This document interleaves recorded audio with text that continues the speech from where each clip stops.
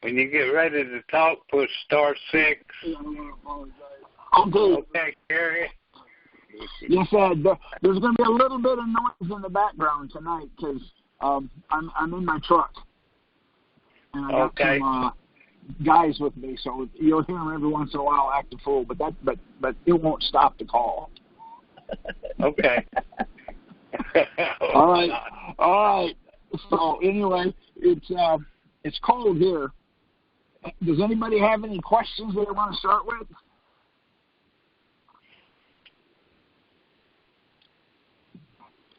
Anybody have any questions? Push *6.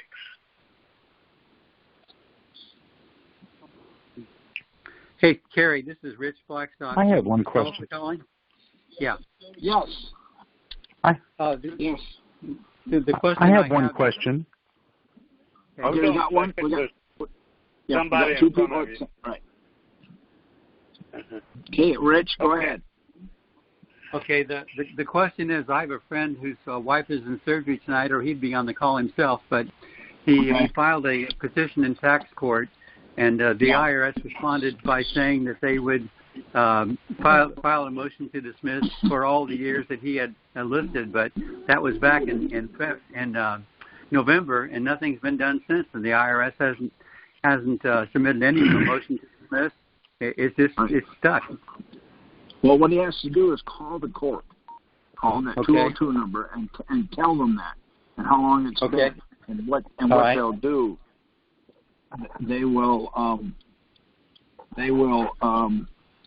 They'll tell him where he's at, and they'll get it to the judge, and then that'll help move it along.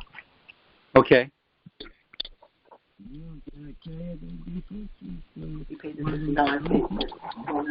Okay, who was the other one with the question? I have a question.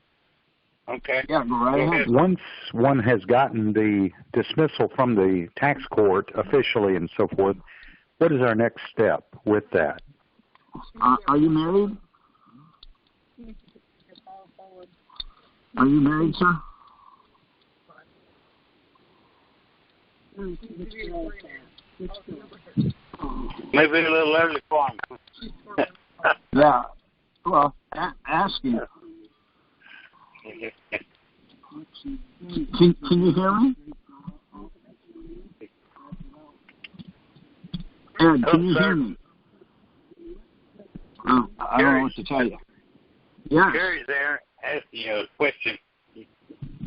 Yeah, go ahead and ask it. Yes, can you hear me? I can. Yeah, now we do. Okay, good. Once one has already gone through the process and actually received a judgment from the tax court in which they dismiss the case due to lack of jurisdiction, what do we do then? What is our next move? Okay, are you married? Yes. You're ignoring. Okay, you beat your wife. No, I don't. I'm kidding. I know you should beat you up. What you do is call the court and order 5 or 6 certified copies, because that will give you the wedding signature of the judge, and they'll put an embossment in it. And then when we do something, it helps a whole lot. And then when you get that done, what do you have? What problem do you have? Do you have a lien or a levy? Which one? A levy. Okay. Then what you do is you call. It's in the county, right? Or is it with your job? I can't help you. I'm sorry, say again?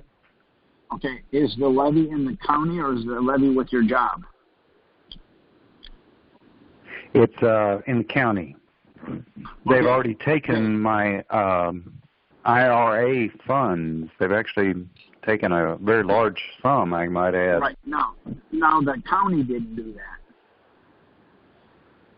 No, the actual IRS did. Okay, see, that's why I have to know. Now, what you do is who took it? What I'm saying, do you have an address that took it? Yes, the IRS agent assigned to collect the alleged debt. All right, then write him a letter. all right, or do a 12277 form and send it to him. And then what you do is fill it out and send it to him, and then he'll contact you back and say that doesn't count. Then we can get it back because he cannot practice law without a license. Does that make sense? Yes, it does, actually. 12277 form. And just fill it out and send it to him. He'll get back to you and he'll say you don't qualify because 6332J or 6332J. That is a statute. Then we'll write him a letter saying, "Oh, thank you. All right, send me your bar card or return the money." Then what happens is if you go to the United States District Court, the district court can't hear the case because they don't have jurisdiction on tax issues or IRS issues.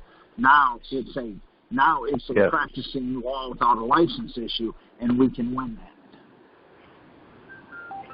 Oh wow, that's beautiful. See, now we're on a different angle. Also, we can go to the claims court with you and see in the claims court they have a form, and it's form number 2, the same form you filled out, and we send that to the claims court. We'll go to the claims court and ask them for all your money back.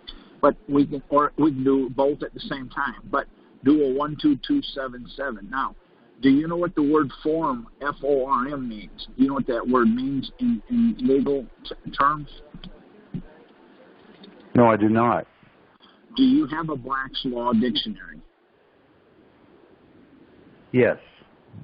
Would you look it up and then, mute yourself, look it up, and then come back on and read it, and then that will tell you what we're trying to do. What we're going to do is we're going to use stuff against them. We're going to use words, and we're going to use statutes against them. But if you'll look up F-O-R-M when you look it up, then do *6 and come back and read it to us, then I'll try to finish the explanation for you. And what we're doing is I'll mute myself right now and go get it. Okay, and then when you come back and read it, then I'll get into the whole process that we're doing, and you'll see how it'll make sense. I want to thank you for calling. Anybody else have a question?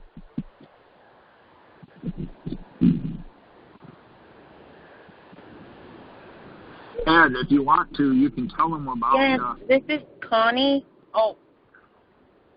Go ahead. Hello, Connie. Hi there. I'm the juror that's, applying for the seat in the court and in Liberty County. And I'm actually Ronnie Cloud. He's running also.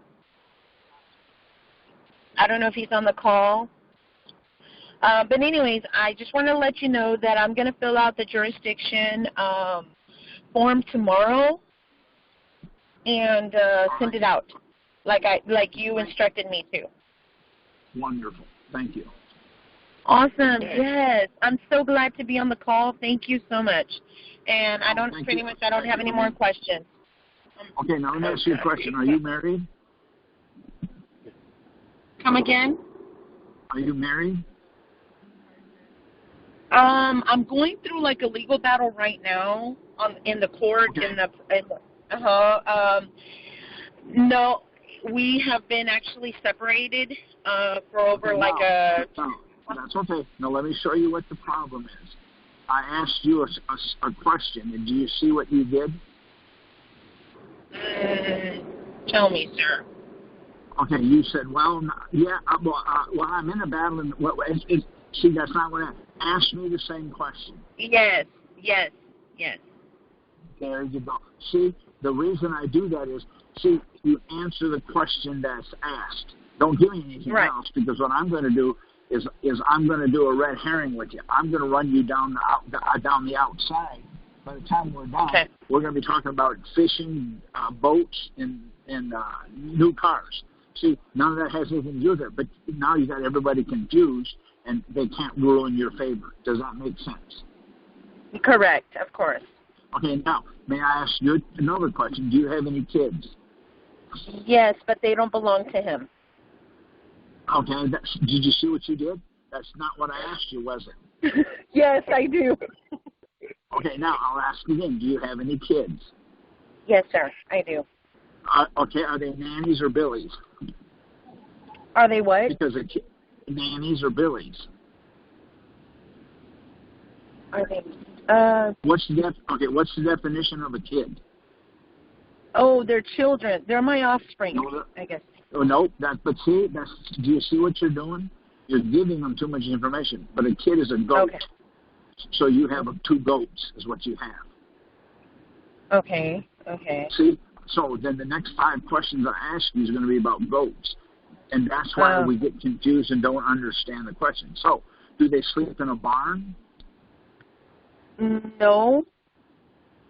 Do you see how now you're answering a question, and see what you did is you gave me all of this free whooping that you're getting. Does that make sense? Yes. So ask me the same question so I can show you how you answer it. Okay. You can go ahead and do that. Yeah, the call kind of sounds muffled, only because also I dropped my phone and probably the speaker. That's it. That's fine. All right, next question. Okay. Thank you.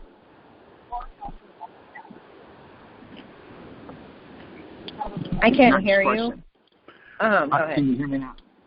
Yes. Okay, next question.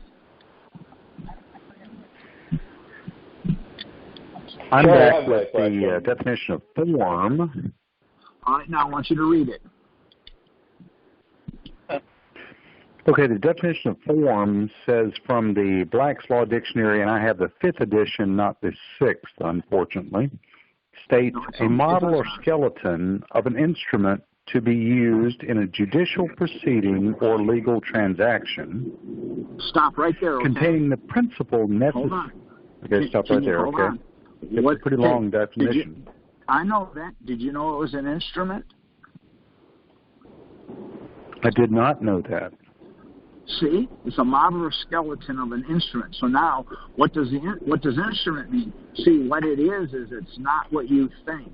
It's a model or skeleton to be used in a court of law. Now, go ahead and finish reading it. You cold? Are you okay? Wow. Really? Do you see why we use the 12277? That's their form. See, what you're going to do is you're going to be able to fill that out. We're going to be able to use that model or a skeleton of an instrument in a court of law against them. Now, all of a sudden, you've got all the bullets on your side. Do you know how to eat an elephant? Do you know how to eat an elephant? About you. No, I'm just going to say my friend. I understand, one bite at a time. Okay, we're going to put 15 or 20 bites on your side when you go to court. They can't show up because if they do, you'll tear the head off. Hey, Ed, go ahead and hit *6. What's I'm a stabilized? Ed? Go ahead. There we go. That's better. Yes. Now, do you understand what I'm we're looking doing up, now? Actually, I do see that. That's pretty neat. Okay, so I'm looking up as we speak the term instrument, which is kind of an interesting perspective as well. Okay, see? Now you see what's happening is you file a 1040 form. The 1040 form is a model or a skeleton to be used in a court of law. See, they got all the methodical questions and answers that they need to prosecute you. See, so that's what we're going to do. We're going to use their 12277 form the way we fill it out. Then when they answer it, now we got them. When we take them to court, they're going to say, well, he didn't do it. Doesn't matter what you did because it's a model or a skeleton, and we're going to use it against them. Does that make sense? Yes, actually it does. See? And so I see why the 12277 form would be of benefit. Yeah, well, it is benefit because they're going to ask you questions on there, and you're going to be able to answer them. And see, you're going to be able to answer them, and you're going to tell them that they don't qualify. See, they don't qualify to ask you that. And they're going to come back and say, no, you don't qualify. Now we got a controversy. See? And we have a model or a skeleton where they've made a legal determination. And we can now we can go to court with them and we can tear their head off because they made a legal determination without a a bar card or a license. Does that make sense? Yes. Now, would one consider doing that in a state court versus a federal court, even though it's a tax issue, due to local venue? Hold on. Now, the IRS is a federal, so you can't sue the feds, the IRS in the state court because they're federal. But now we can set you up. I have a form that I made. That we use against the state. It's a model of skeletons we use, and we walk them right off the.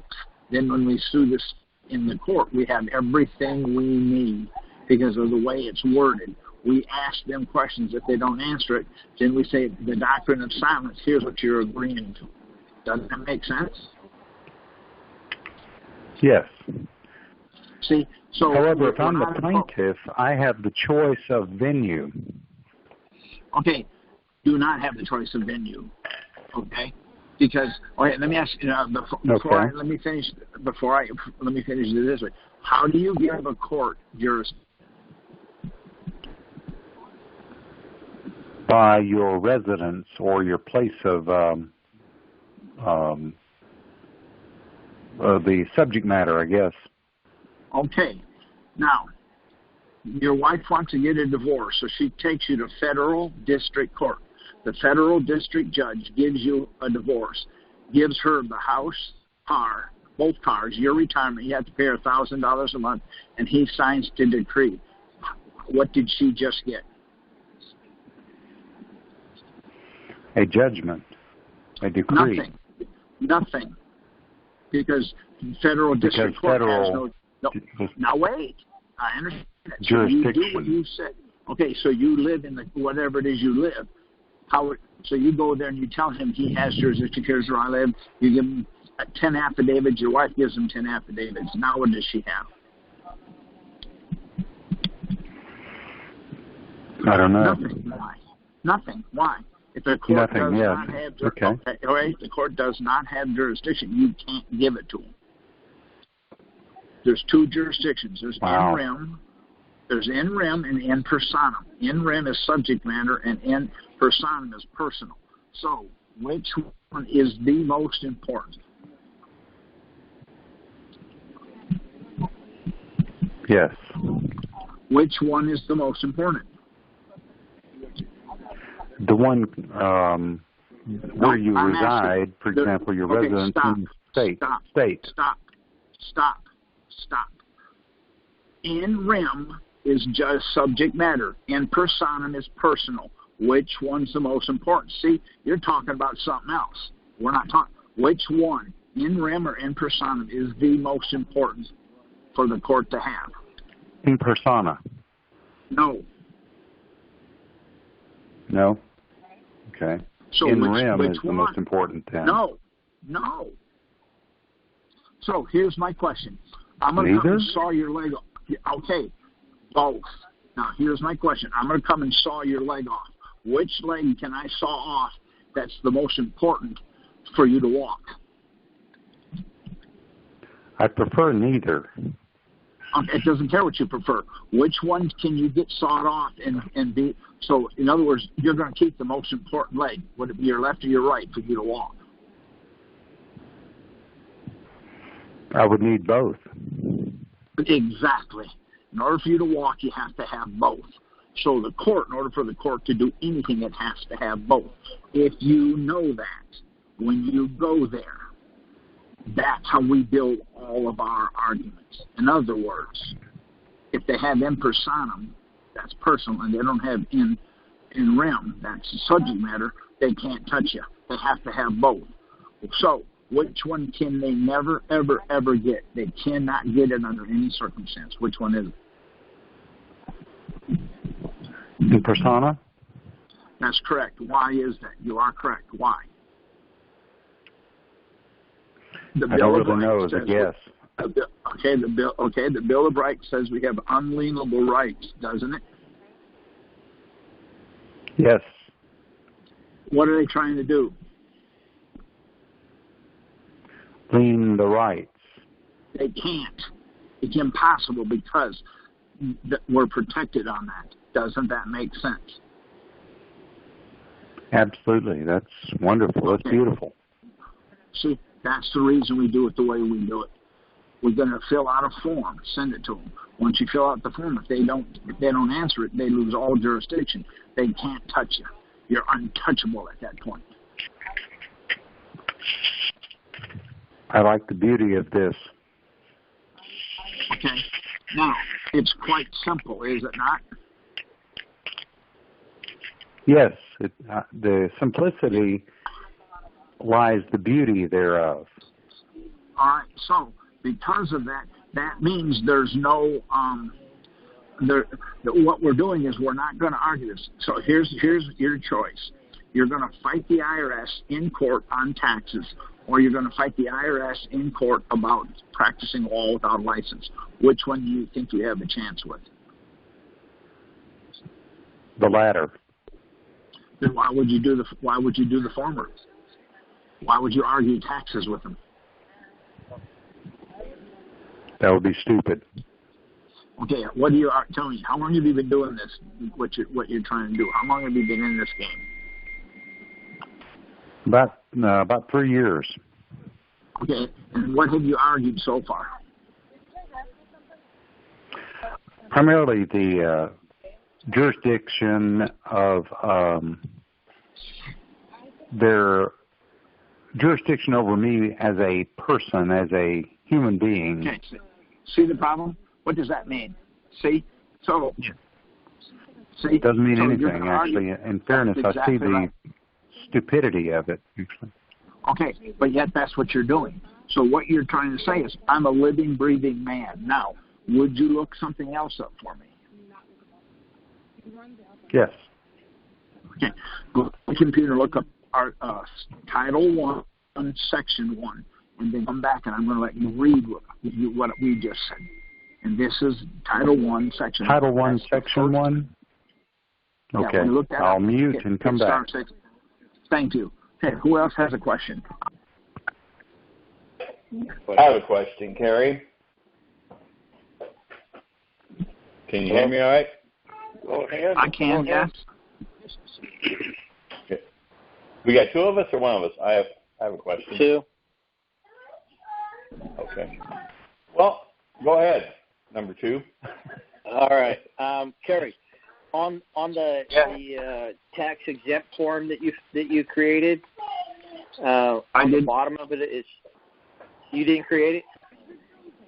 Well, tell me what it says at the bottom so I can tell you. It says that it's not to be used for purchases of automobiles. There's no tax exemption on that? Under Texas. That's the state of Texas that did that one. That's not me. Texas made that one. Oh, okay. Now you said that there was one at the franchise tax board in California, and you helped the guy find that. But I for the life of me cannot find any tax exempt form except for specific things that require the tax exempt number that they provide. You know, they don't give you a general opportunity wait a second. Okay, hold on. Slow down. That's sales tax. What tax are you talking about? Sales tax. Then that's it right there. You got it. Fill it out. Take it to Walmart. Take it to Sam's Club. Take it to Target. Take it to Sears. Take it to Home Depot. Lowe's. The one that you created. Okay, the one that I created is for everything else. Do me a favor. Would you look up Title 31, Section 31, 20. Come back. I'll show you what I've done. And if you okay. All right. Take your next question. I'll go do that. 125 and come back. Now, the guy that looked up Title 1, Section 1, are you there? Kerry. Yes. It's Phil. Send me an Yes. email. Yes, I'm there. Tax form. So, okay, and then let this guy go. And we'll please. Let me ask you one more time. I'm on the what was Title that title 1, you said Section for me 1. to look up? Title 31, Section 3124. Now, guy with 1-1. I'm 1-1. I'm on here. Okay. Read it to me, please. It of course says Chapter 1, Rules of Construction, and in Title 1 specifically says words denoting number, gender, or so forth. That's what you want. I want you to read. Nope, you want the one that talks about gender. Go ahead and read it. In determining the meaning of any act of Congress, unless the context indicates otherwise, stop right words there. importing the singular. Okay. Would you do me a favor? Now listen, when I tell you to stop, I need you to stop.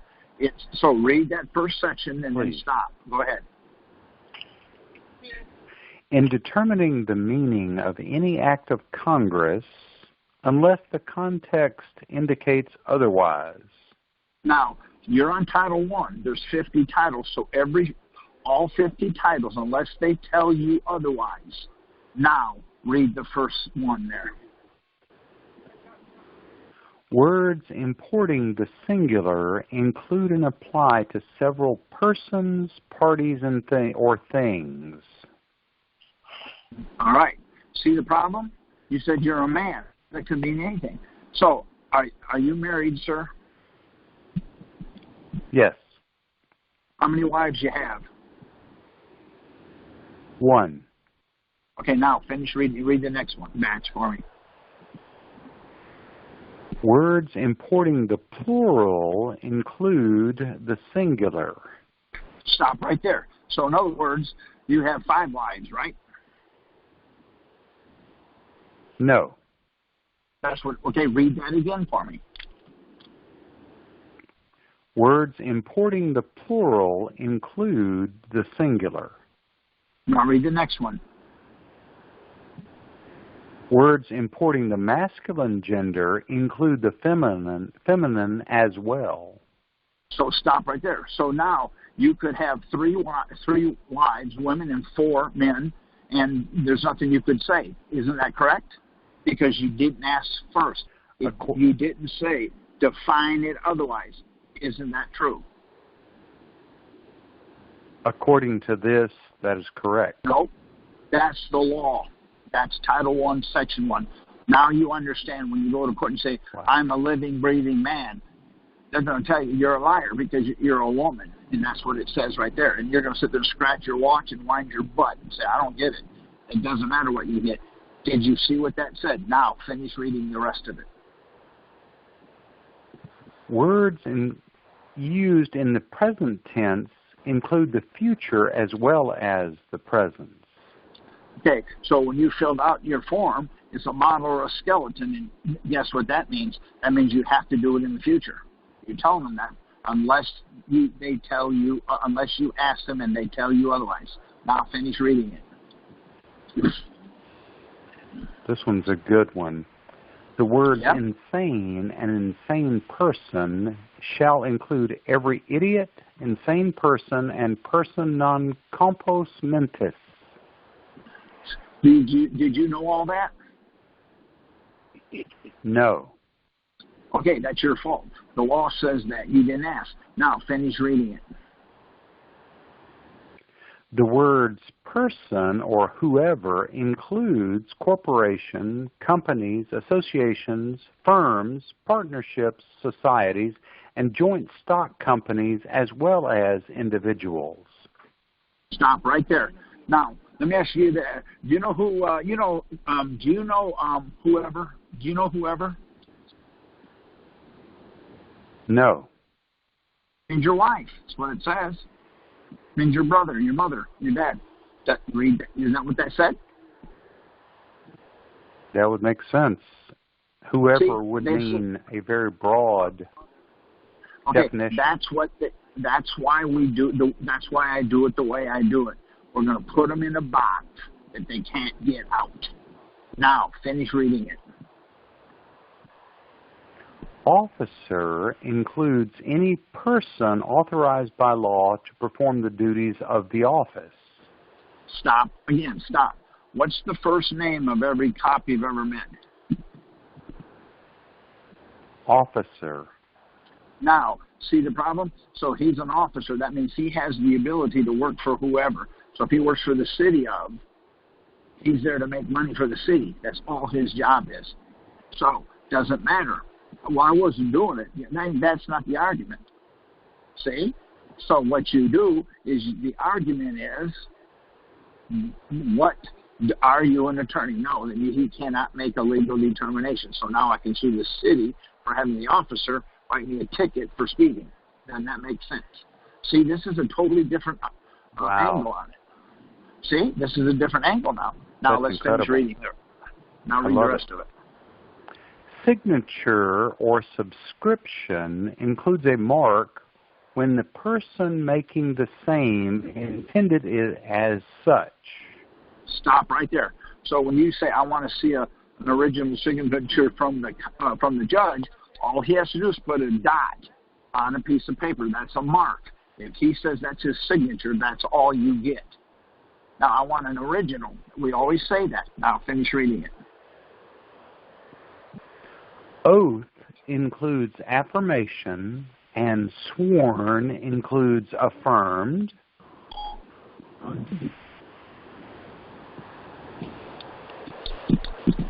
Writing includes printing.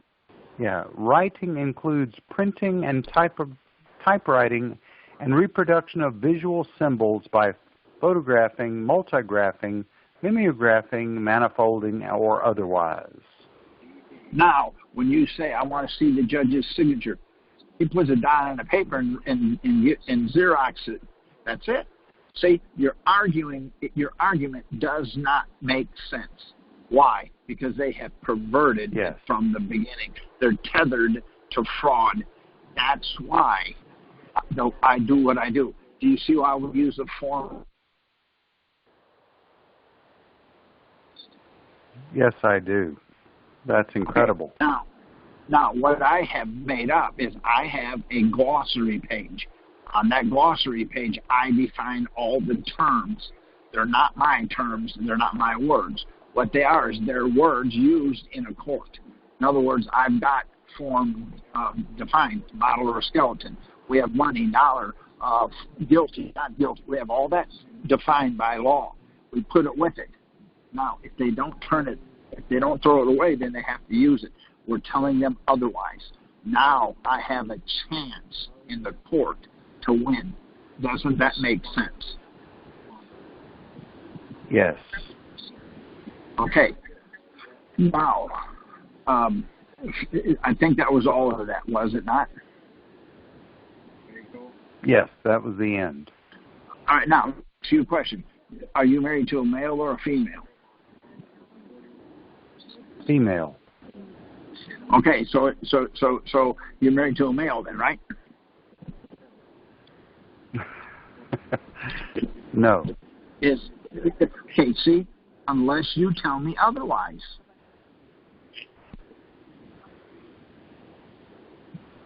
Unless the context indicates otherwise. Yes, I see where this applies. Okay, it applies to everything because that's Title I, Section 1. That's the first one. Now, do you see what I'm saying? A model. Okay, so you fill out a 1040 form. What they're saying is, what's your income? Well, income's not defined, but I have it defined. I do have it defined on my glossary page. So if it's not defined and you define it, that's how it is from now on. See? Doesn't that make sense? Yes. Okay, so everything they do, unless they tell you otherwise, is perverted. Now, up means down and down means up. Does that make sense? Yes. What the room that you're in, right? The room that you're in, look at the ceiling and tell me what it's made out of. Come on, guy. That's not that difficult. Okay. Look at the floor and tell me what it's made out of. Plywood. So what you did is you just lost the argument. Up is down and down is up. So the ceiling is plywood and the floor is drywall. Isn't that what it said? Wow.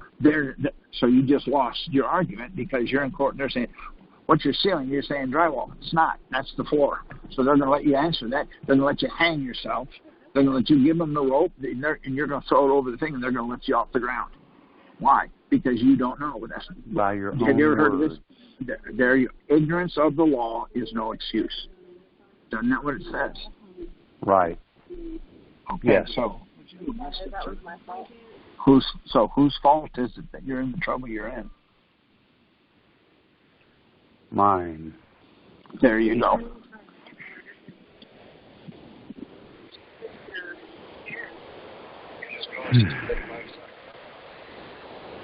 Does that Thank make you for sense or helping not? me see this. It's my yes, pleasure. actually, Now, I appreciate it.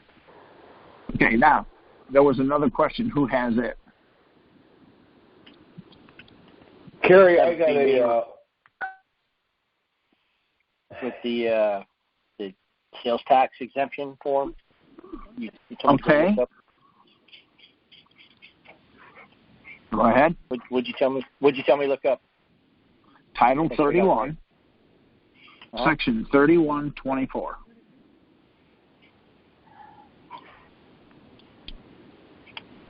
Okay. Sorry about that. My computer's running slow. Yeah. $2,000 check. So exemption from taxation, U.S. code, yeah? Okay. Now, let me ask a question. Do you want to know what's exempt?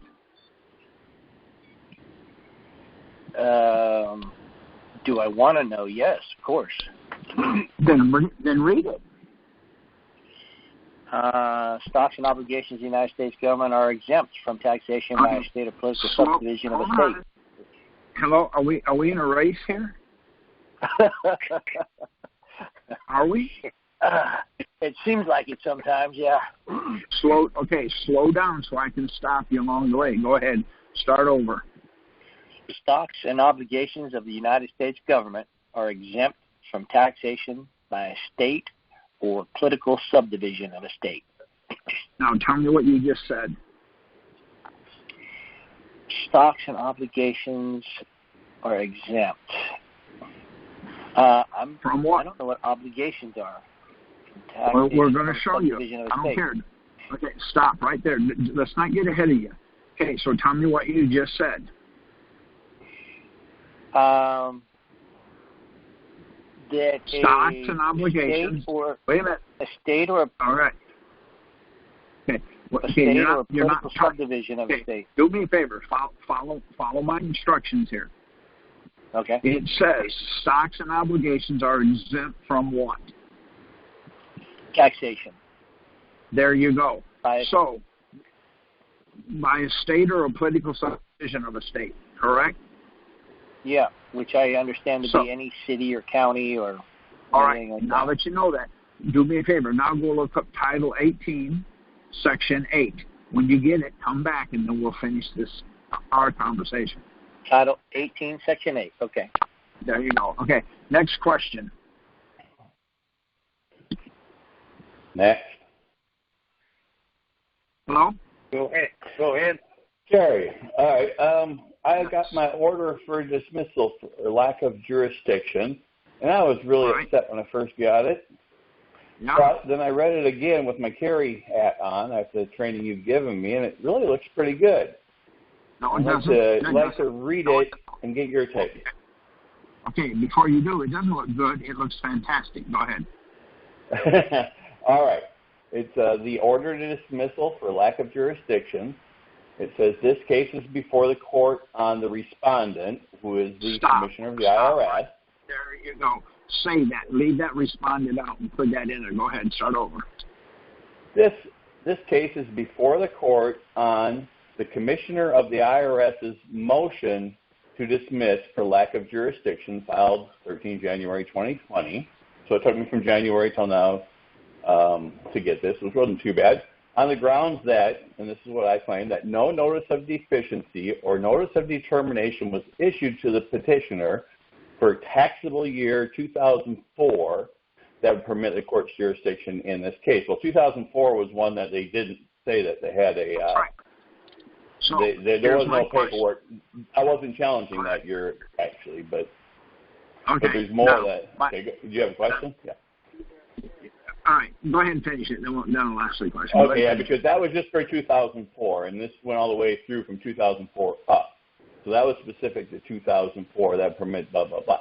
Okay, and no notice of deficiency or notice of determination under Internal Revenue Code Section 6320 or 6330 was issued to the petitioner for taxable years 2005 through 2013 in such time that would permit the petitioner to invoke the court's jurisdiction in this case. Okay, so they said that basically trying to say, like, I didn't file my tax petition in time. It's kind of how it sounds there. That's true. For those that years. is what they're saying. That's true. All That is what they're saying. Listen to this. But listen. Hold on. All right. So when you didn't do it in a timely fashion. When does your time start? When I get the statutory notice of deficiency. Now back up and tell me when you got it. That's okay. Back up now. I have not got them. I have not got them. So there's a problem. There's already a conflict. Go ahead, finish reading. Okay, this next sentence, I think, is what really is the kicker. Petitioner's objection, I objected, filed February 4th, 2020, supports rather than opposes the respondent's motion. My petition said that I never received statutory notices of deficiency. So the court is saying here in the decision that the petitioner's objection supports rather than opposes the respondent's motion. So they're saying that without saying anything, and they're not going to say anything about my petition. Beyond that, to me that means they agreed with everything in it, in my objection. That's the kicker. That's the kicker that didn't hit me at first, and I'm ready to appeal. But when I reread that with my learning I've gotten on here, especially, it says the petitioner's objection filed February 4th, 2020 supports rather than opposes the respondent's motion. So they're saying they can't take jurisdiction because they've never sent them, because that's what my paperwork said. But that's the line that didn't quite sink in until I read it. Yeah. And to me it seems like that. And I'll finish up real quick then. Okay, before you do, hold it. Uh-huh. Go ahead. Thanks for the duh. Well, I wouldn't know the duh if I hadn't been talking to you. Duh. Okay. Taking into account representations contained in the petition, the petitioner's objection to the motion's petitioner's objection to the respondent's motion, and for the reasons set forth in the respondent's motion, it is ordered that the respondent's motion is granted, and respondent, of course, is the commissioner of the IRS. It is further ordered that with respect to each year placed in the issue in this petition, this case is dismissed for lack of jurisdiction upon the grounds stated by the Commissioner of the Internal Revenue in his motion. There you go. So like I said, it just seemed doom and gloom when I got the thing, because they're saying, well, he's dismissing it because the whole motion to dismiss was all about, and correct me if I'm wrong, because that's when I'm reading this all of a sudden now, is that they agreed with everything I said because they didn't address it. All right. Is that a true statement, you think? Yeah. It is. Can I say something now? Of course. Duh. The big old duh. Like I said, it just hit me like, God darn it, they're telling me that this motion, because I'm out of time, and they're saying that those are, but they didn't say they're valid notices of deficiency. They said that everything I said was the truth, right? I mean, that's what I'm reading. That's right. That's what it says. Now who feels dumb? I think the commissioner's going to get his. I hope this works for the rest of the way, because we got some. This is just getting in the car. We got a long mountain to drive up now. But at least you can get. But now you can get in the car. Now. Yep. See? Yep. I'll be a lot of walking here. There you go. Now, the guy that looked up 18 Section 8, would you come back on? I know you're talking about now. I'm out, Kerry. Thank you so much. You're the greatest. Now, one thing, I appreciate that, but that's okay. Now, read that for me. Title 18, Section 8. Read it for me. Before you do Title 18, before you do Title 18 is crimes and criminal procedures. So if you violate Title 18, that's a felony and you go to prison. So go ahead. Keep that in mind. Go ahead now. Okay. The term obligation or other security of the United States includes all bonds, certificates of indebtedness, national bank currency, Federal Reserve notes. Stop right there. Hold on. Stop right there. So if you go to the grocery store, you go to a Walmart, you buy 25 pairs of shoes and they're $1,000, what would you use to pay for them with? Federal Reserve notes. Okay, they can't be taxed, then can they? No. Okay, so if you go and you're paying property tax, what is your property tax bill or statement? What is it figured on? You know, I used your Form 1020, and I tried to get them to tell me, and they won't tell me. That's okay. Right, they won't. And so what do? I do a fault and a default. I file the default, and then I take the default and I pay it with the default. And the reason you do is you tell them all along the way, I'm offering you, if I offer payment and you refuse payment, isn't payment made? Right. Okay, exactly, so yeah. I offer payment, then I do a fault, and I offer payment, and then I do a default. Now it's paid. I take the default and send it to them saying because of your inadequacies or because of your ignoring me, you're in default, therefore here's your payment. And I send it to them. So you say you offer payment, but in the 1020, I said you have 15 days. I went by your skeleton that you created. I went 15 days to answer this, and if you don't, the estoppel of silence and all that, blah, blah, blah. Okay. And then I sent the default. Wait a second. Isn't that an offer? It is an offer for them to tell me, see? To answer. Okay. Okay. So I offered. There's the offer. I offered. Okay. There you go. Okay. Now because I'm helping you. Now that I'm helping you, I want 500 for helping you tonight. What would your next question have to be? I'll send it right away. Okay. But now, if you don't send it, see, I got you.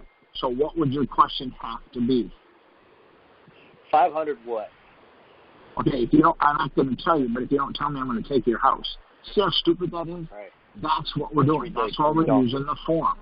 The form is a model or a skeleton. See? Now, when we file the lawsuit against them, guess what? They cannot say, well, that's not what we meant, because we do it 3 times.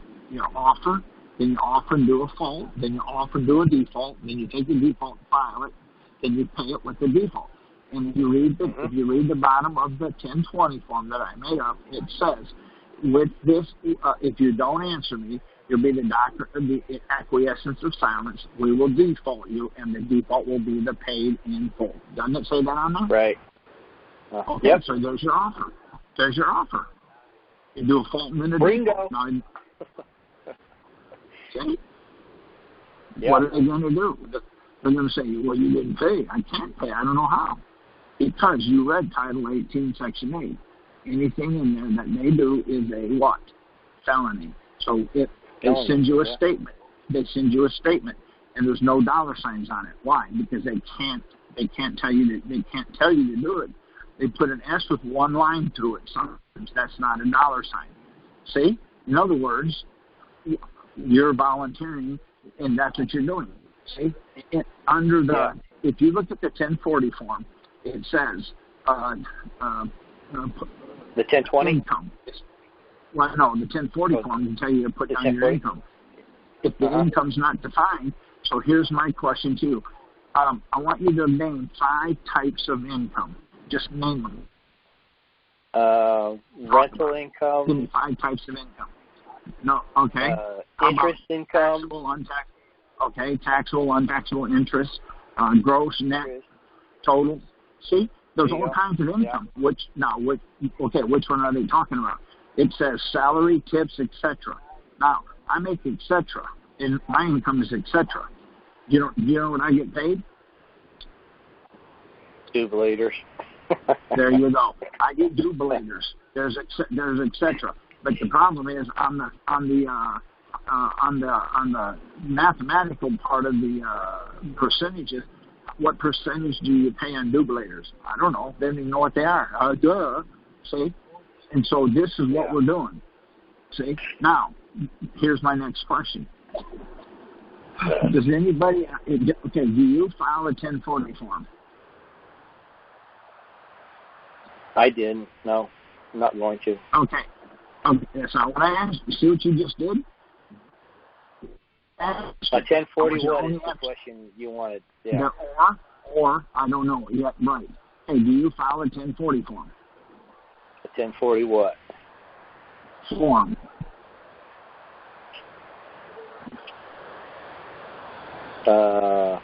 I'm not sure what you're going. Yeah. Okay, yeah, not a problem. I don't care that you do it. Now, the question is why? I want you to hear yourself. Tell me why.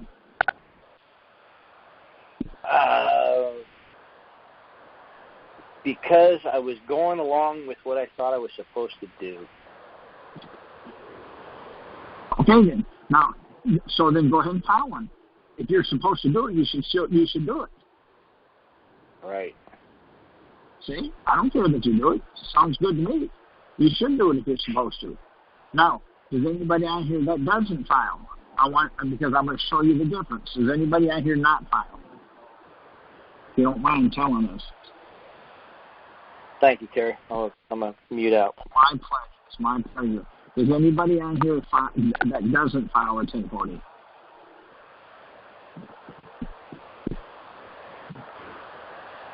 Okay. Yeah, since nobody can answer that, I'm going to take it that everybody on here file. What was that? File where? Okay. Now, do you file a 1040? I sent in a statement. That's fine. See, but you see what you did? That's not what I asked. See, what we're doing is we're answering questions we're not being asked. We're giving them too much information. Doesn't that make sense? Well, it does, but it says on there you can either file or you can either do a 1040 or a statement. All right. Now, ask me the same question. Ask me if I file a 1040. You file a 1040. Yes. Then where did you send it to? No, I don't. I didn't. I filed it. See, you're going to have to work it over, or I can say no. Then you're going to say, what are you going to say? Okay. See, if I say no, what you going to say? Well, I guess I did file it. I guess you're right. I did have the form, and I filed. I put it in the wrong file. All right. See, it doesn't matter. Don't tell me that. See, now ask me the same question. Did you file? Ask me. Did you file a 1040 form for 2018? Year 2018? No. What's your next question? Why not? I did a statement. See, in other words, did you file a 1040? No, I did a statement. That's two. You answered two questions with one answer, with one question. See, you're going to back yourself into the corner. Doesn't that make sense? Yep. See? So what you're trying to do, what I'm trying to show you to do, in my opinion, is when you're asked a question, you answer it. But you only answer the question that's asked. See? Well, it takes a little bit of training in your mind, I'll tell you that. Right. Well, but you notice everybody's losing, but we're not. Our group's not losing. We're winning. And the reason we're winning because we're able to get outside of that box. Does that make sense? Oh, yes, it does. Yes, it does. Now, I'm going to try my best to mislead you here, but I want you just to answer the question. Do you wear underpants? You'd have to define underpants. See how simple that was? Because if you said yes, I'd say, well, how do you get your blue jeans over your blue jeans? See, now I got you. See, or if you say, well, no, so you go commando. Well, no. See, if I don't define it, you don't know you think you know what I'm saying, so you're gonna answer it the way you think it is. Now, I'm in Michigan. What state are you in right now? Where are you at right now? You'd have to define me. I'm inside. Go ahead. I'm sorry. Where are you at? Well, define you. Okay. The guy I'm talking to, what state do you live in? I live in my body. Okay, but that's not a state, sir. So you got to be careful what you do. You got to answer it where you can. So, what state do you live in? What state is my domicile in? Minnesota. Okay. Now what you did is you did domicile. See, now you got to know the words. Have you ever looked up domicile? See, you got to be careful when you get. Okay, you're in Minnesota. All right. I live in Texas. In Texas, we say y'all. What do you say in Minnesota? You'd have to define you all. I don't know what we're in reference to. See how simple that was? Because if you answer it, then I'm going to come up with something unless I tell you otherwise. I'm going to tell you something that's not true. Now you're stuck. See, we open our mouth and we start talking and we talk too much. And what it does is it backs us into the corner. Do you see where I'm coming from? Oh, yes. I can try to get out the phone as quick as possible. Yes. Right. And so what we have to do is we just have to make sure the person that's asking us the question is asking the question that needs to be asked, or that the question is asked proper, so you don't cut your own throat. I agree with that. Yes. Okay, that's what we're trying to do here. Does anybody else have a question?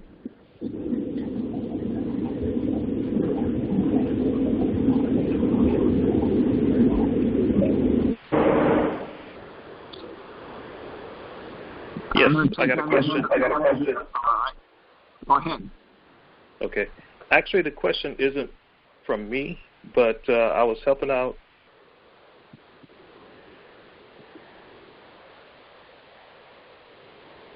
Yeah, I lost you. You said I was helping out, and it just went dead, so I guess you're done with us. Okay. No, I'm here. I accidentally muted myself out, thinking I had feedback. But she's an elder. And once we went to look at her paperwork through the computer, and I can't pull it up on screen, so there's something I'm missing. But hopefully she's there. Hopefully she's listening. Here's the problem. You went to the court. Why would you go to the Japanese Indonesian court? Well, that wasn't the question. The question was, or is. Well, what I'm saying, you see, I went to the court and I couldn't find the paperwork. What court and what paperwork, so I can tell you how to find it?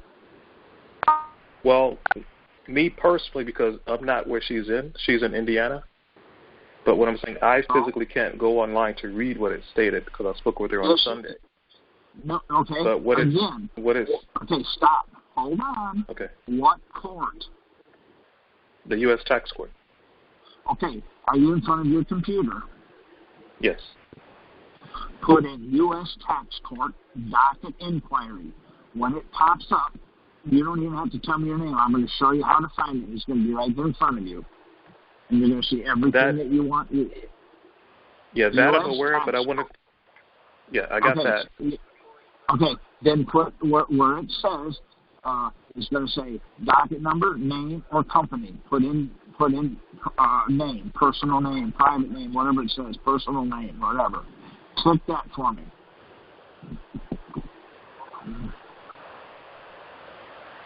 Okay. Did you do? Okay, now put in her last name and her first name. You don't have to tell me what it is. And then when you get that in, put in the state. Go down there on the thing, that little box, and put in the 2-letter state, and then hit search. It'll pop right up there for you. Yeah. I'm not sure what state she's in, but what I'm really trying to say was everything went through correctly, but it stated there was a portion where the commissioner was doing a gathering of evidence. That was my question. Okay. What you do then is call them and tell them it's been X time. You go to that 202 number and tell them it's been 3 months. I want to know what's taking so long. They'll tell you. I don't have anything to do with that. Once it's inputted, that judge will sign it, and then they'll send it out to you. That was so my I don't question. have anything Thank to you. do with it. I don't have anything to do with that. Not a problem. My pleasure. Okay, we've been on here an hour now. If nobody else has a question, we can call it quits. Otherwise, if you have a question, we'll hold off until you get your question answered. I have a question. Then go ahead and ask it. Okay, this is Lee from Missouri. When you're before a judge and you challenge jurisdiction, oftentimes they'll just quote the statute and say that gives us jurisdiction. How do you overcome that? Okay, say thank you. Can you prove it? Okay. Okay, or if he says no, or if that's what he says, I just did say I object. And sit down and don't worry about it. Because if you say I object, you can appeal it on the fact they didn't have jurisdiction because they didn't prove it. Because, see, the law says if challenged, it has to be proven. Now, I want to ask you this, and just answer me so I can show you what I'm saying. Are you married? Married to what? I don't care. It makes me no difference. So, are you married? What do you mean by married?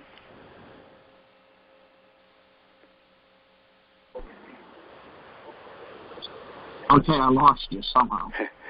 I ask, what do you mean by married? Okay, that's fine. You're doing right. This time, don't do that, only because I want to show you how you get around the problem you have. Are you married? No. Prove you are. Well, I just told you I wasn't. Prove you are. I didn't quite hear that. You can't. You can't, can you? See, you cannot prove what you're not. You can only prove what you are. So when you ask them, see, I always ask, the first thing I ask, and they call me up there, and I'm real nice, and I say, does this court have jurisdiction? They always say yes. Can you show me? No. I object. Then I just sit down because I'm going to appeal. I appeal it before I leave on the grounds I challenge jurisdiction. They didn't have it. The only thing I have to prove is I asked, and they didn't prove it. They overturned the whole case. The case is done. It's no good to them. Stick a fork in it. It's over. Instead of going up there, a lot of times they'll say they'll make up something, or they'll say we have their proof is that it's on the statutes that we have jurisdiction. I object. Go ahead, and then answer every question you want, because don't fight them. You said you were not married, so I said prove it. You said, well, I got married, so I said blah, blah, and I'm going to object because you lied to me. You said you weren't. Now you're saying you are. See the problem? Does that make sense? See, so what I do is I always make them tell me. We do statute 145.326. Okay, I object. I'm done. I don't care. Because that's not, because see, Ed, I believe Ed has about 20 cases that says they have to prove it, and it defines how they prove it. So if you have Ed send that to you, that will help you, I think. Does that make sense? I didn't quite hear you. You're really garbled. I'm having trouble hearing you. Did you say you're going to send something, or could send something? Ed has it. Ed has it. And what you do is you ask Ed for the proof of jurisdiction. He's got some cases, and it defines what it is. So when you ask them, if you ask them and they don't, and it doesn't fall within that, you object. Then you appeal it on the grounds he said yes. So my question to you is, do you know what red is? It's a color. So what color is red? Well, see, there's 500 different reds. So do you have red? I do. Well, I object. Why? Because you haven't proven it. Well, I don't have to. Well, red is defined as a certain thing. It's not pink. It's not almost red. It's not red and blue together. Do you see where I'm coming from? In other words, red is a particular color. When you challenge it, if they show it to you and it's pink, well, it's got some red in it, but it's not got enough to be considered red. I object. That's how and then I'm going, that's what I do. Does that make sense? Yeah. Yes. Okay, and that's what so I don't care if they have it or not. I challenge it. If they say they have it, I say, can you prove it? They'll say, yeah, statute so-and-so. Well, whoa, I object to that. And now I've got the stuff written down. That's not, wait a minute. That doesn't say, or I'll throw something at them that they don't expect. I'll say, well, that's in realm. You don't have in personam, do you? Do you see what I just did? I stepped it. Now, well, yeah, I have it. Same tax statute. Can't be the same statute. I object. Now I got them. See, it doesn't matter what they say. Does that help you at all? Yeah, I just object to everything they do. Well, that's right. So I'm going to ask you, how do you give the court jurisdiction? How do you give the court jurisdiction? I grant it to them. Okay. Now you said that. Now wait a minute. You said you grant it to them. Now your wife wants a divorce and she takes you to federal district court. The federal district judge gives her a divorce. She gets everything. Tell me what she got.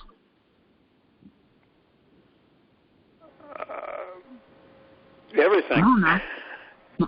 She gets nothing because federal district court has no jurisdiction in divorce. So you grant it to her, and you grant it to him, and your wife grants it to him. Now what does she have?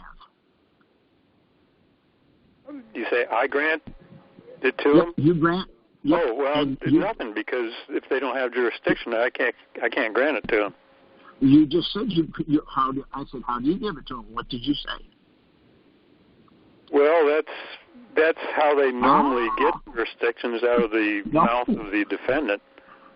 Okay, so if they don't have it, they can't have it. You can't give it to them.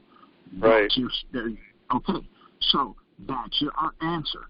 I want to see it. I'm not going to show it to you. I object. Then sit down, because he's already broken the law. So you're going to object. You're going to appeal. Not because you were speeding, or not because you beat the woman up, or she beat you up, or you stabbed the guy, or he stabbed you. You're going to object and appeal it on the fact. You challenge jurisdiction, and they didn't have it. Oh, okay. Here's a side thing. It's not exactly jurisdiction, but it's getting there. They're coming out with real ID, and if you don't have a real ID, you can't get in a federal court. So how are you going to take something into a federal court if you can't get through the doors? Okay, now they got a problem, don't they? That's not my problem. That's theirs. See, I have a passport. That's all I got. I don't have what they tell me. I don't have to get one, because if I don't have one, I'll still be able to eat. See, we're getting close to the mark of the beast. If they don't take the mark, that's what they're doing. You see, they're slowly implementing this stuff. The question is it absolutely mandatory that you have a real ID? Do you have to have that? If you don't, then they got a problem. I can't. I'm going to come to the federal court. If they don't let me have it, then what are they going to do? Arrest me? Well, I can't go in there. You're going to arrest me and bring me in, and then you can't do that because I don't have a real ID. See the problem? I'm going to create something for them. I'm going to create some kind of a problem for them. Well, they're going to just assume that since you didn't show up, that they won by default. That's fine. So did they arrest me? How are they going to get me into the How are they going to get me into the court? I don't have a real ID. They'll find a way. Now we got a problem. See, now I've got something I can appeal. I can appeal it on the fact. See, I don't have what they said I had to have, and I couldn't know how to get one, so I don't have one. See? Yeah, well, getting the appeal is the same problem. To appeal it, you got to go. Well, I'm not sure if you absolutely have to be there on appeal, but usually they want you there in person on an appeal. You got the same problem again. You got to be in court, and you don't have the ID to get in. And so then I can't get in. What are you going to do? Well, they're going to default against you. You're going. Thank you so much. Thank you. Hold 1 second. Hey, thanks a lot, guys, for taking me. Hey, could you unplug my cord? Thank you for going and watching our great news. Thanks, guys.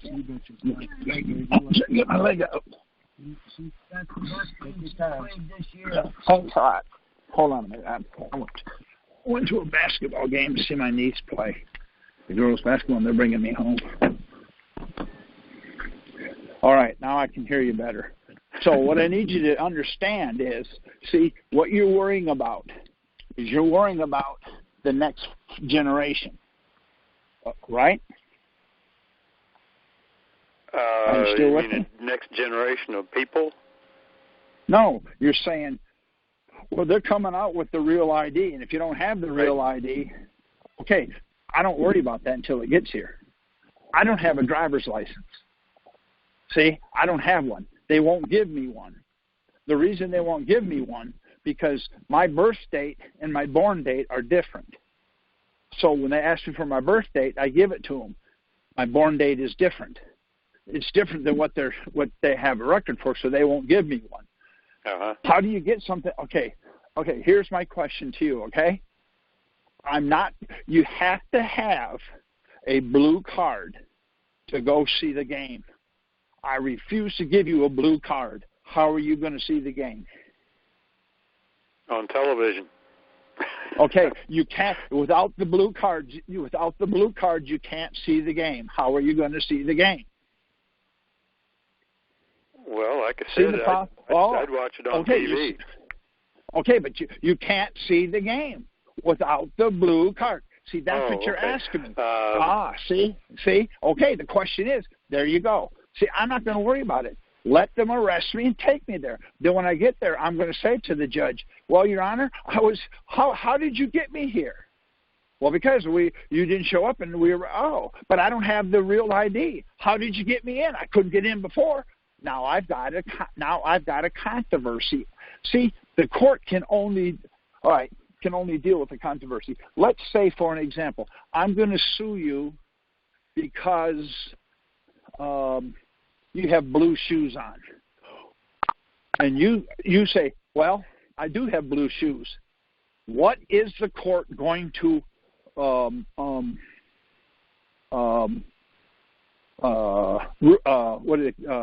what are they going to judge on? I said blue shoes and you agreed you had blue shoes. What is the judge going to say? Yeah, he had blue shoes. So the only way to do it is to give him a controversy. I say you had blue shoes, you say I have brown shoes. Now he has to determine, is it blue or is it brown? Doesn't that make sense?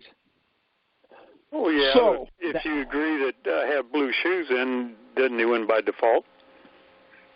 Okay, here's the problem. If you agree that you have blue shoes, I'm suing you for having blue shoes, what's the beef? They won't hear the case. There is no controversy. See? If there's no controversy, the court can't see the case. The reason I'm suing you because you got blue shoes. Then when you show up in court, you're wearing brown shoes. He's going to rule for you. Well, those aren't blue. Oh. So they can only hear a controversy. So what I'm trying to do is I make a controversy. The controversy that I'm trying to make is they don't have jurisdiction. They say they do. No problem. If they have jurisdiction, they can prove it. Now, I'm going to ask you this. Are you a male or a female? Male or female what? I don't know. You'll have to tell me that. Are you a male or a female? Okay, stand up, walk in the bathroom, drop your pants, and tell me. See? There's no controversy anymore. See? You tell me, I'm a female. Stand him up and drop his pants. He ain't a female. Well, I'm a male. Oh, well, he's right. In other words, these days you never know. Well, I understand that. That's why, that's the reason why we're making the controversy the way we're making it. My expertise isn't in all that other stuff. My expertise is in the IRS. If the IRS has a lien on you, they kind of screw you up. They have a levy. That's my expertise. I really have expertise in that area, even though it works in other areas. So you're asking me questions that's really outside of my comfort zone. Does that make sense? Yeah. If you're a car painter, and I ask you what kind of paint do you do a house, well, you're a painter. Yeah, but that's really not my, how many times do you have to sand you see? In other words, you're asking me a question that's really outside of my expertise. Mm-hmm. See? Okay. So, all right. Well, that answers my question then. Thank you. yeah, no problem. I hope I've been of help. Oh, yes. Yes, you have. Yeah, I'll get that information from Ed, and maybe That'll be fine. Oh, he will. If he doesn't, beat him up. I'm kidding. Ed's like me. He's too old to get in a fight, a slugfest. I'll file suit against him. There you go. Well, you're going to lose that one, but go ahead. Does anybody else have a question? I have a question. Does anybody? Yes, go ahead. Yes. Hi. Hi there. My question is, I just heard you say what your expertise was, so now I don't know if this is going to be off a little bit. But it's regarding California state franchise tax. And now franchise taxes, you're talking about property taxes. No, it's business. It's here's where the problem comes. Stocks and obligations of the federal government are exempt from tax in a state or political subdivision of a state. Now, if you will, go to Brown versus Franchise Tax Board. That's a California Supreme Court case. And in there they tell you cannot charge tax on Federal Reserve notes.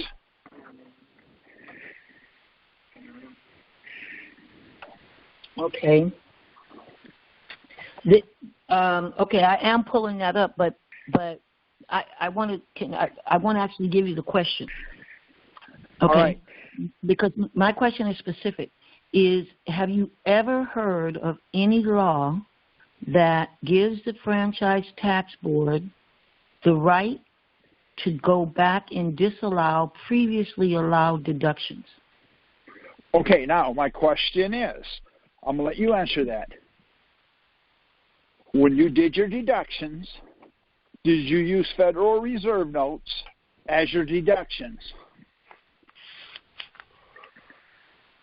Yes. Then, they couldn't use those to tax you. Did you pay tax on Federal Reserve notes? Yes. Then you can't do that. Therein lies the problem, see? So you have to create the question that can be answered.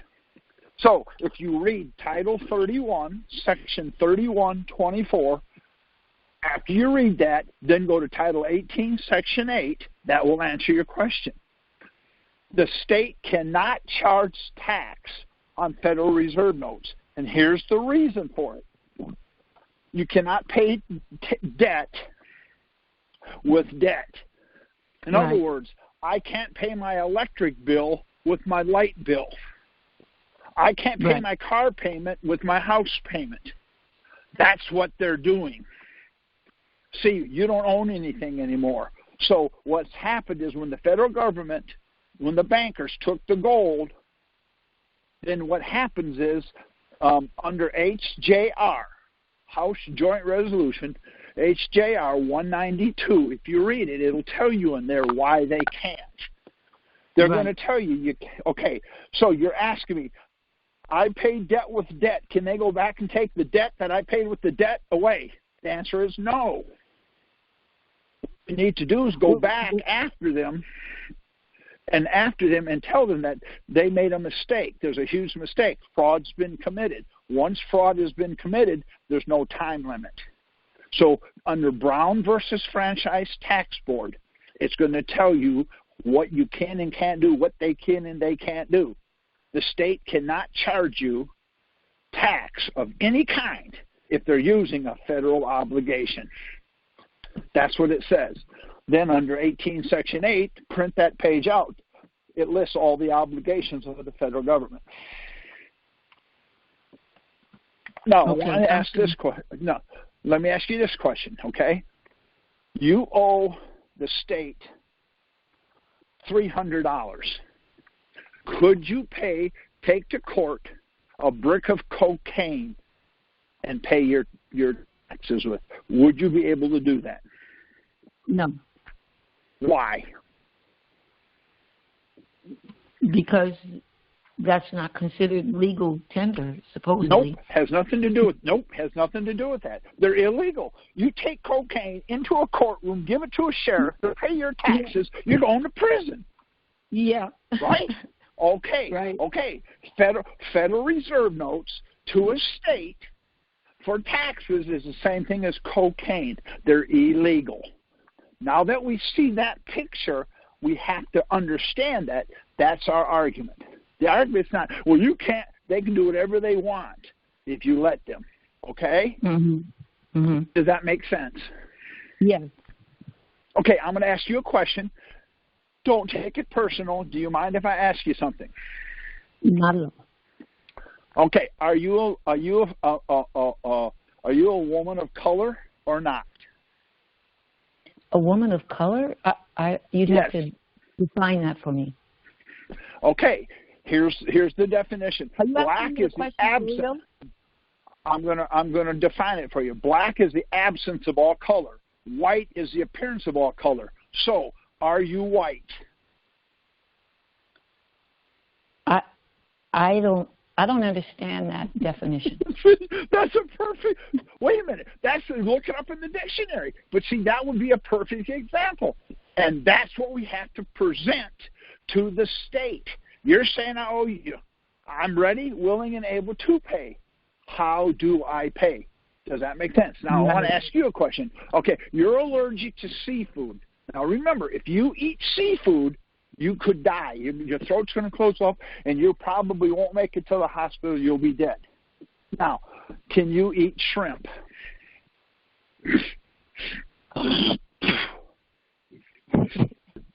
Now, this is a life and death question. If you're allergic to seafood, can you eat shrimp? Why is that so hard for you to answer? Well, I'm trying to figure out if you're asking me the question for real or... Absolutely. I'm asking you for real. I'm asking you for real, yeah. No. Okay. Could you eat beef? As long as I'm not allergic to beef. That's not okay. seafood. Now wait a minute. Okay. So let me ask you a question. What does SEE spell? S is in Sam? Yep. Sam, Edward.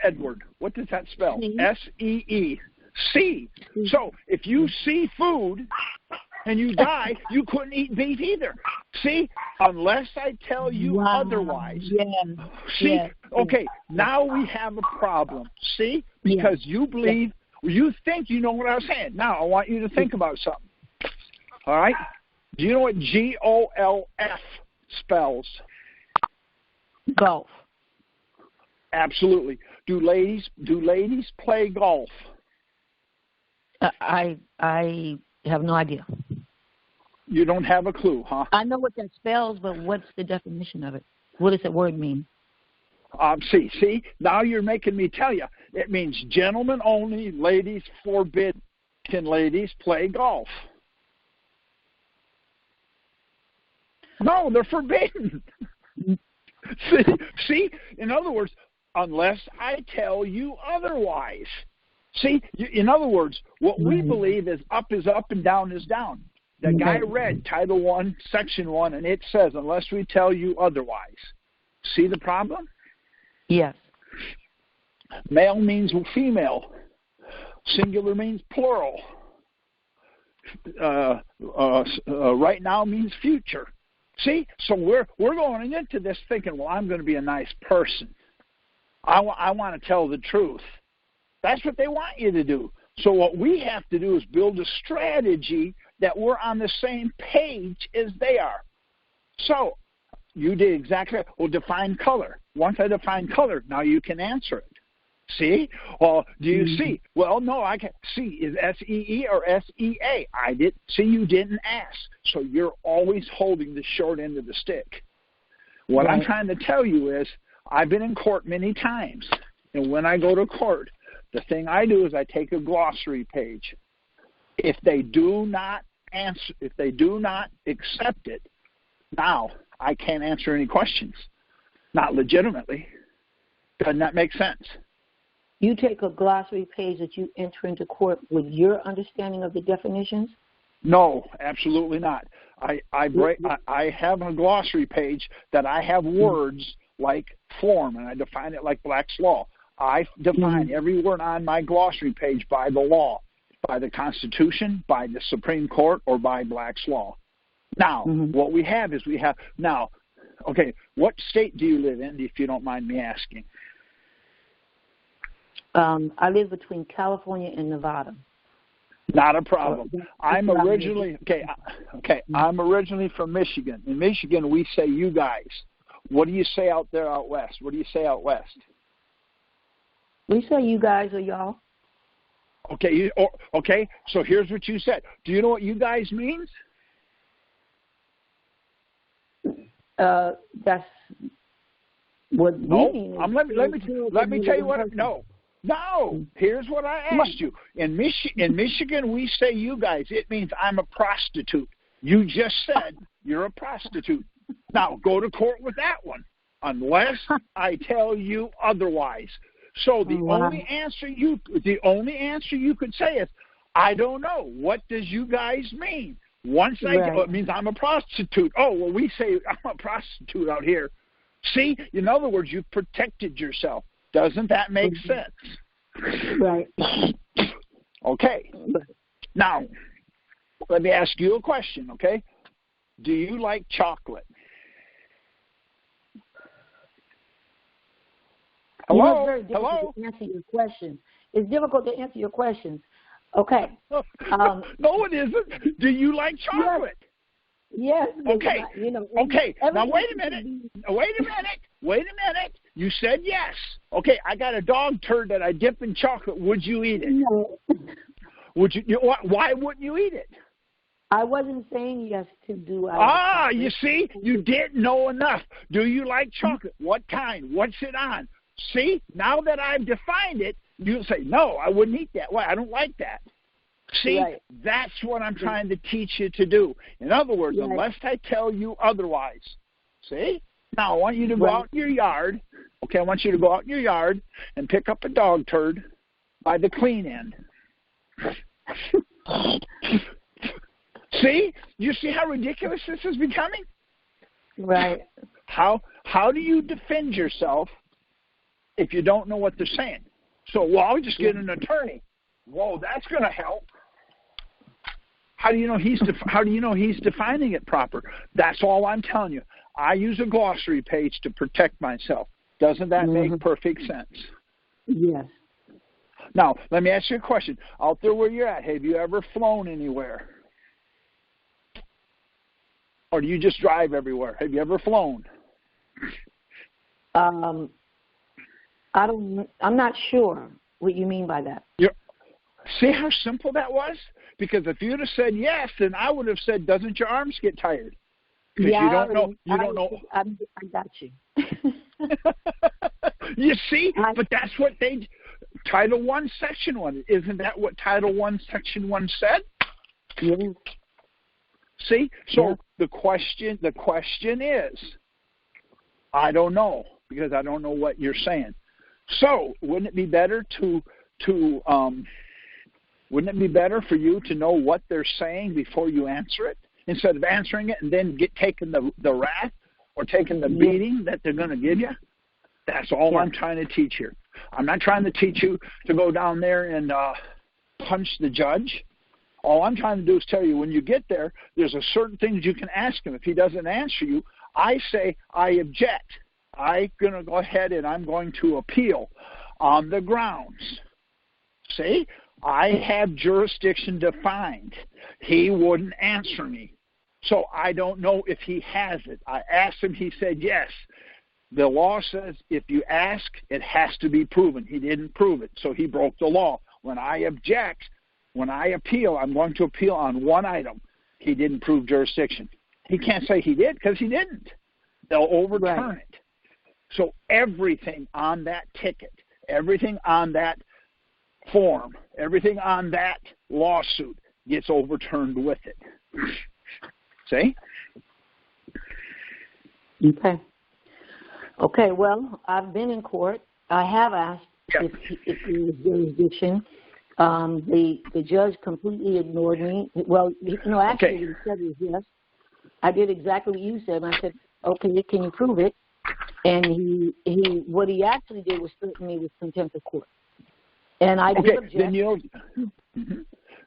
know what you do? I object. Then you sit down. Because he's not there he is not there to threaten me. He's there as a referee. When you're in basketball and you're running down the court, you don't throw the ball to the referee and he goes up and makes the layup and you get 2 points. He can't do that. That's okay. The judge is there as the referee. He threatened me. Guess what? I'm going to I'm going to pay for the what is it? The stenographer thing. What is it? The transcript. Okay, then I'm going to the manuscript, and in there I'm going to show where I asked it, and he threatened me with contempt of court. So if he's going to threaten me with contempt of court, that means he did that. Then I shut up and sit down. He asked me a question. I can't answer it because I'm scared. You've already threatened me once. See? Mm-hmm. I don't want to die today. I'm threatened for my life. See? Now, it becomes an absolute zoo in the courtroom. See? It becomes a zoo when I'm in there. So in most cases around here where I'm at, they won't let me in the court. They just throw my case out because that's it. They're all done for the day. They're not going to get anything else because I'm going to be there for 8 to 10 hours because they don't know how to ask questions. Because, see, I'm going to give them my glossary page and they're going to deny it. So if they ask me a question, I'm going to make them define every word in the sentence. I don't understand. I can't answer that. See, the judge is going to say, if you don't answer it, I'll put you in court for contempt. Okay. Then I object to it. See, then once I object to it, he'll ask me a question. What's your name? Billy Bob's hamburger joint down on the corner. What? Well, I thought you said, where's my favorite place to eat? See, now it's way off track. If he doesn't define the words, I can't answer it. See? Yeah. I'm not telling you what to do. I'm not giving you legal advice. Right. What I'm trying to do is, if you understand the game, how do you play? Let me see. Do you know how to play pinochle? I don't know what that is. Okay, good. Let's play it. I'm an expert at it. You bring $500 and let's play. I can have the worst hand and tell you I won and take your money. You won't know. Why? Because you don't understand. I'm not going to tell you. You should have known the game before you got into it. You should have asked the rules before we started. That's what they're saying. Unless we tell you otherwise. I want to know the rules before I start. See? Yeah. To me, that makes perfect sense. Do you know how to play checkers? I know how to play checkers. Do you? Did you say you do? I'm asking you, did you say you know how to play checkers? I mistakenly said I do. Oh, okay. So how do you play Chinese? How do you? I understand. What I meant to say was, what is checkers? There you go. It's Chinese checker. You see how simple that is? Yet now I can't beat you even when you win. Okay, we're out of time. Thank you, Ed. It's not a problem. Hey, people, I want to thank you for being here, and I hope you learned something. Thank you so much. That's my pleasure. Thank you, Ed. Okay, folks, Bye-bye. We're going to have another call next Tuesday. So we get back on. So we get back on schedule. Yeah. If any of you haven't been getting any emails from me, it means I've lost you out of my system, and I need you to send me what state you're from, and it's your phone number if you want me to have it, and your email. I'll have your email if you send me an email. Right. So anyway, okay. Thank you. Thank you so much, Kerry. Thank my you. Pleasure. My pleasure. Man, you've been a godsend. Thank you, Ed. All right. Thanks, Kerry. Bye bye. Thank you, Kerry.